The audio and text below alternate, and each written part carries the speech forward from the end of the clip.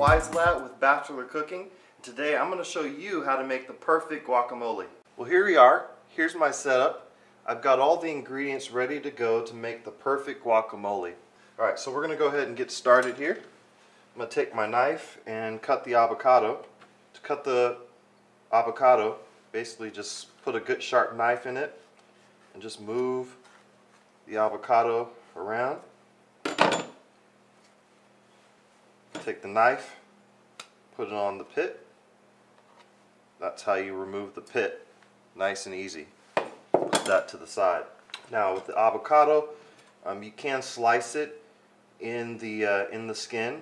It might make it a little easier when you are mashing up the avocado to make guacamole. So sometimes I just do that. Do be careful that you don't slice through the skin and slice your hand. Once I've sliced the avocados, I can go ahead and bring in my bowl and then scoop out the nice, soft and ripe avocado. And this is a large avocado. Again, scoop out the deliciousness from the avocado skin. The next thing I do is I grab half of a lime.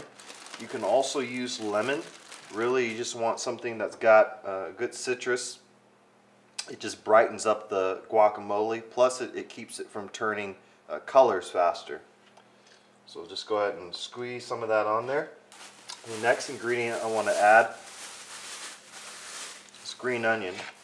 Green onion adds a nice oniony flavor, and plus I like the texture of this better than using say a yellow onion or a sweet onion or a white onion. So you can also use other types of onions as well. I prefer green. You just want to get nice small slices. That's probably enough for the amount of guacamole I'm making. So go ahead and scoop that up. Add it to the avocado. The next ingredients I want to add is garlic. Here I have a clove of garlic. And what you can do with garlic, if it's got the paper on it to make it easier to peel, go ahead and smash it with a knife. And then the wrapping comes off a lot easier. You can see it just came right off. If you don't do that, sometimes you're sitting there trying to peel it with your fingernails and it gets kind of cumbersome. So I just chopped the little green thing off. And then what you can do is you can either mince it with the knife, or if you have a garlic press, you can go ahead and use that. Here I've got my garlic press in hand. I'm going to just go ahead and garlic press it, or press the garlic. Put the garlic in, just like that, like so, and then squeeze. You see you get the nice juices of the garlic clove all in there, and then that should be good. Next ingredient I want to add are some of my liquids. So I have this is a secret ingredient right here. This is sesame oil, and I learned this trick from a former roommate of mine. He made guacamole. He made it different than I'm making it, but one ingredient that I borrowed from his recipe was to use a little bit of sesame oil. So let's pop that. And you just need just the smallest of drizzle, otherwise it will overpower the guacamole. So add sesame oil. I also add Frank's Red Hot to give it just that little bit of kick. And it's not a strong kick, more of a background kick. It also just gives it that extra little flavor that guacamole needs. So just go ahead and put a few dashes in to taste, to your liking. The next ingredient I use is cumin. This is kind of another little secret ingredient. It's pretty common in Mexican dishes, so it's not super secret. Not every guacamole has it. I like to use it, again, it kind of adds a nice background note that is not always obvious what it is. And just a little bit. You don't need a lot. A couple shakes. You can smell it.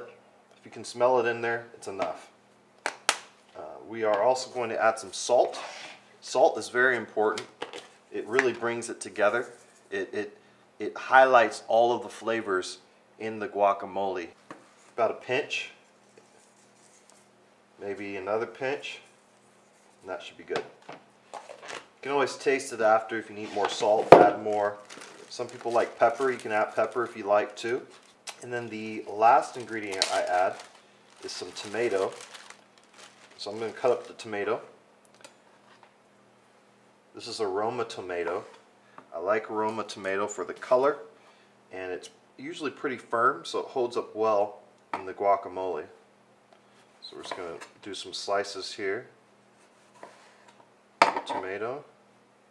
One trick you can do with tomato is to cut the bottom so it has a flat surface. That way it's easier to make that cut, especially those last couple cuts.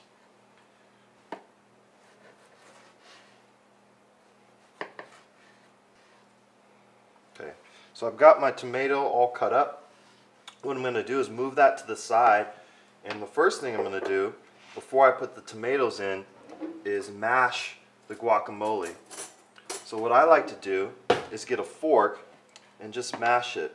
And it's easy to do when the avocado is ripe and soft. So as you can see, this mashes really easily. And that's exactly what you want. So the flavors will be optimal at their peak when it's like this. And this all comes together into one delicious guacamole. So once it's all mixed in, then I add the tomatoes. That way the tomatoes retain their firmness, retain their shape, and they don't get mushed up. The juices don't run out of the tomatoes and make your guacamole watery. Throw the tomatoes in there, put a few more in there, then just stir them up real quick, like that. And guess what? We're done. That's perfect guacamole. I'm going to serve this up in a bowl, and we'll be right back. Well, here it is. Delicious looking guacamole with some tortilla chips. Nothing better, nothing simpler. Hope you enjoy the recipe, and I hope you consider this perfect guacamole for your next party. This is Wise Lat with Bachelor Cooking. Peace.